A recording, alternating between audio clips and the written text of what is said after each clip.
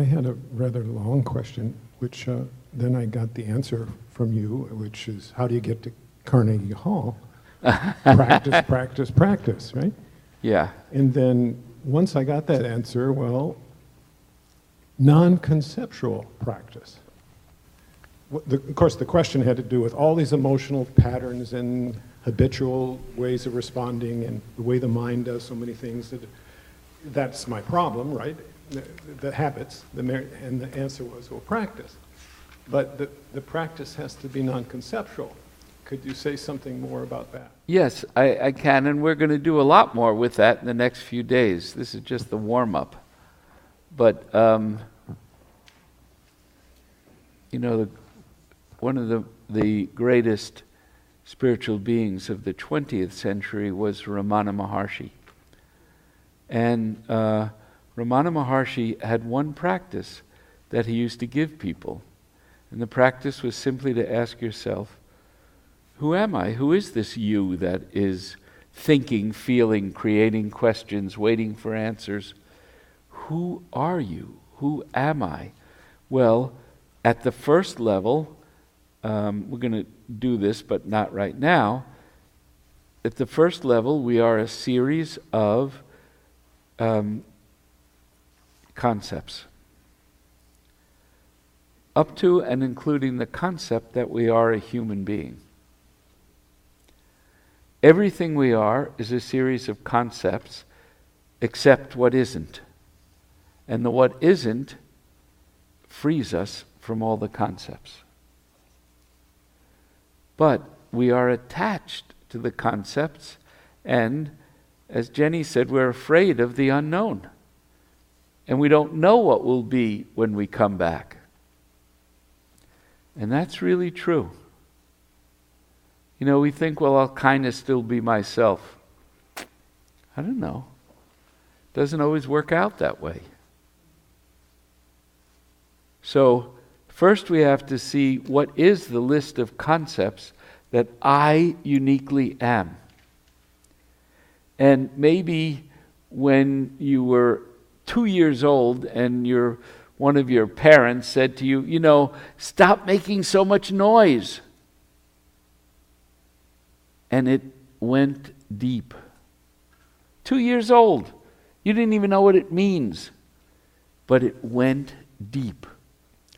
And now, when it comes time to give a talk in front of a classroom, well, I want to give you my talk on, and you're afraid.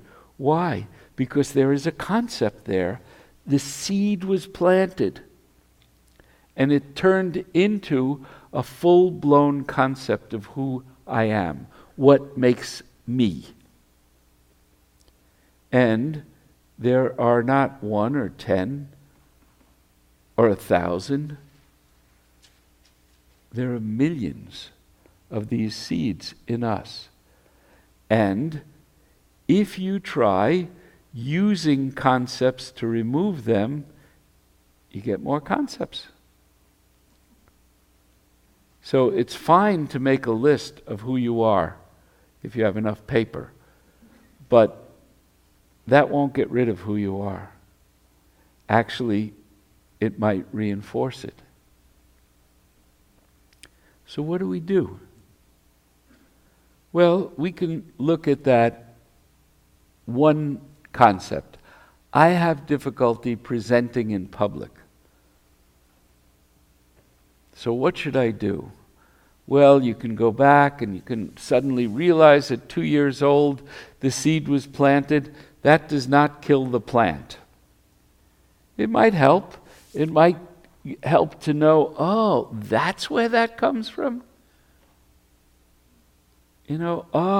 This is why I self-medicate with food. Oh, this is why there's all this tension around sex. Oh, all of that is great, but it doesn't remove it. But what Shem said actually removes it, which is practice. What is practice? Real prayer, for example, is spiritual practice. Not, oh, pray to remove this impression that I have that is screwing me up.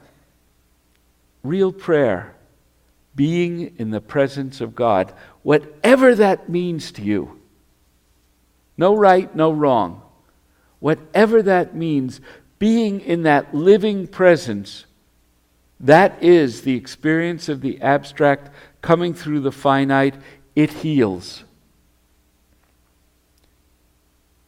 I don't know how it heals. I don't want to know how it heals. Because knowing how to heal is just more concepts. But it heals. And I feel good. I feel alive.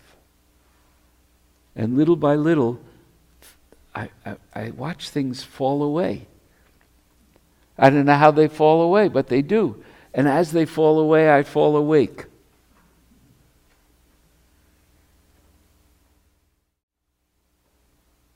I don't teach technique. I do practice the presence of God as best I can. If you do that as best you can, whatever it means to you, in whatever way it means, practice the presence of the infinite. Practice the presence of the all, of love beyond, form, so to speak. Practice whatever you feel is the presence of God. Practice that over and over again. And, if you read the bowl of sake a few days ago, Inayat Khan was talking, and basically he was asked, well, how do you do it? He said, well, if you just say the name of God, your soul dances. You don't even have to know what it is. You don't have to know meaning. He said this. Just say it. And your soul quickens. And what's our soul? Our soul is God. So it does matter. Even if you're a rotten person, say the name of God. Whatever name you want. And it doesn't have to be a name that necessarily the prophets of this religion or that gave. If you believe that the name of your God is coffee cake, then that's valid. Your soul will dance if you put the joy into it. And we do know that coffee cake is God, so, that's no surprise. Good coffee cake. There's bad God too, so we don't go there. No.